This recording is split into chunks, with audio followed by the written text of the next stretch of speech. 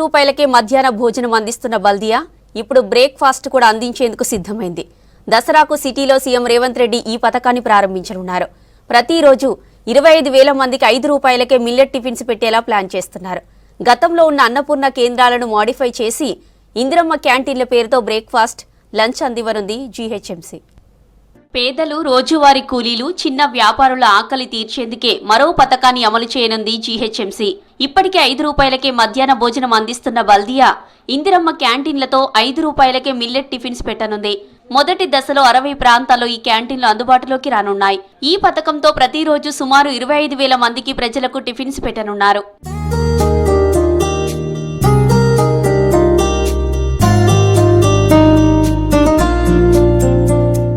Tiffin పథకంతో ఇడ్లీ, ఉప్మాలతో పాటు millet idli, millet upma, పూరీలు, పొంగల్ వంటి బ్రేక్ఫాస్ట్ అందించనున్నారు.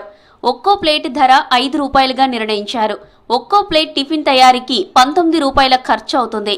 వీటిలో వినియోగదారులు రూపాయలు చెల్లిస్తే మిగిలిన 14 రూపాయలు జీహెచ్ఎంసీ భరించనుంది. వారంలో 6 రోజులు తెరిచి ఉంటాయని, ఆదివారం సెలవని తెలిపారు అధికారులు.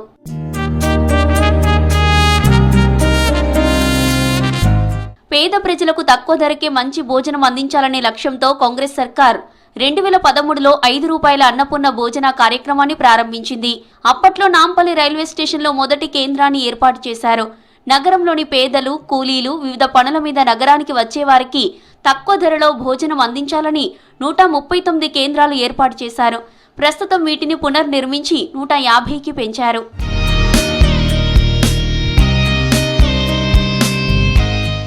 రూపాయల భోజనంలో 400 గ్రాముల అన్నం, 120 గ్రాముల సాంబార్, 100 గ్రాముల కూర, 15 గ్రాముల పచ్చడి అందిస్తున్నారు.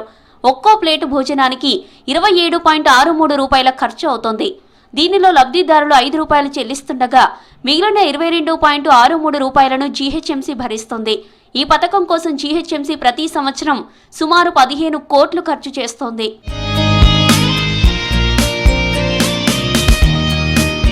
దసరా పండుగకు సీఎం రేవంత్ రెడ్డి ఇందిరమ్మ క్యాంటీన్లను ప్రారంభిస్తారని తెలిపారు జీహెచ్ఎంసీ అధికారులు.